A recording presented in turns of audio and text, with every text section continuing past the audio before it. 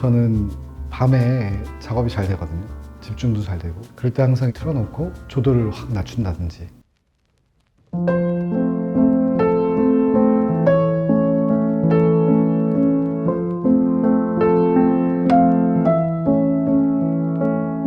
작년 2월에 눈이 많이 내리는 날 돌아가셨는데, 디자이너 마영범이라는 이름을 떼놓고서 저의 디자인을 말할 수 없는 존재이시고요. 음반을 적어도 3, 40장을 들으시면서 디자인을 했었죠. 그래서 전 사실 그게 과연 우리한테 어떤 영향이 있을까라는 것들을 그때는 몰랐습니다. 근데 이제 제가 디자인을 하면서 알게 된 것은, 우리도 어떤 영양분이 있어야지 이게 디자인으로 나오게 되는데, 그 영양분이 무엇일까를 곰곰이 생각해 보면 가장 큰 방법이 음악이더라고요. 양가바렉의 공연은 마영범 소장님이 이 공연을 꼭 봐야 되라고 하면서 저희를 데려가셨고, 착석하고 한 5분 만에 졸았던 것 같아요.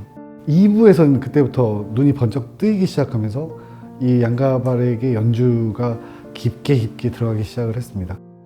그 이후에 디자이너 마영범 소장님의 사무실을 퇴사하고 나와서 혼자 이제 프리랜서를 하면서 힘들 때마다 이 앨범을 들었던 것 같은데요. 이 앨범 안에는 되게 다양한 이야기가 숨어 있어요. 평온한 새벽 같은 느낌도 있고, 이른 일요일 아침에 성당에서 느껴지는 그런 화사함도 있고요. 저의 시공간을 확 바꿔버리는 가장 중요한 요소가 되는 것이죠. 마음을 치유받거나 아니면 상처를 받게 됐을 때 이 ECM 앨범을 활용을 하고 있는 저 자신을 본 거예요. 안 좋은 일이 있거나 좋은 일이 있거나 그럴 때 그 음악을 들으면서 그때를 회상하고 그때를 기억하면서 저를 불러오는, 그때부터는 좀 더 깊게 들었던 것 같고, 그 이후에 이 ECM의 세계가 바다와도 같았습니다. 우리가 되게 깊은 바다를 바라볼 때 그 바다가 발이 닿을지 안 닿을지 모르잖아요. 근데 빠져도 어느 순간에는 너무 깊게 들어가기 때문에 그 깊이를 몰라버리는 거죠. 그것이 ECM이 갖고 있는 가장 큰 매력이지 않을까라고 생각이 들고, 항상 여백에 여지를 두거든요. 그러니까 제가 끼어들 틈을 주는 것 같아요.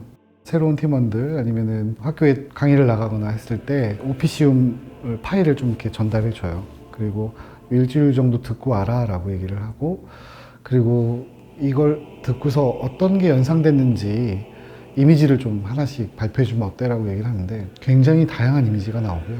그 존재의 다양성을 인정하면서 그걸 발전해 나가는 것이 어떻게 보면 이미지 연상법의 가장 큰 게 아닐까라고 생각이 듭니다. 음식과도 같은 것 같아요. 그러니까 아주 어린아이한테 슴슴하고 조리가 안 된 듯한 음식을 주면 이게 뭔지 모르고 그냥 뱉어버리잖아요.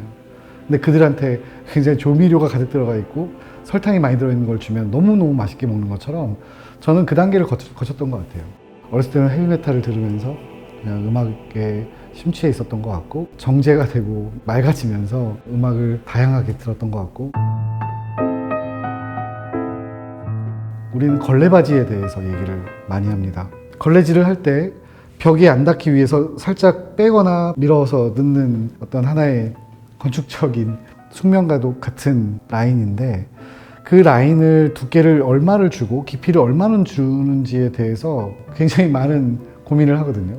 근데 사실 일상에서는 그걸 잘 몰라보시죠. ECM은 절대 한 번에 드러나지 않아요.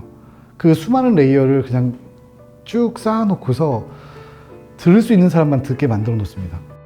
그렇게 만들려면 수많은 레이어 안에는 수많은 악기와 녹음 기술들이 들어가 있고, 거기에 아낌없이 투자하는, 그리고 아티스트의 삶에 아낌없이 투자하는 만프레드 아이어의 그런 집요함을 존중할 수밖에 없죠. 그러니까 그것이 바로 저희 같은 매니아들을 만들어내는 어떤 방법이지 않을까. 그리고 이것이 대중으로 나갔을 때 많은 사람들한테 인스피레이션을 주는 역할이지 않을까.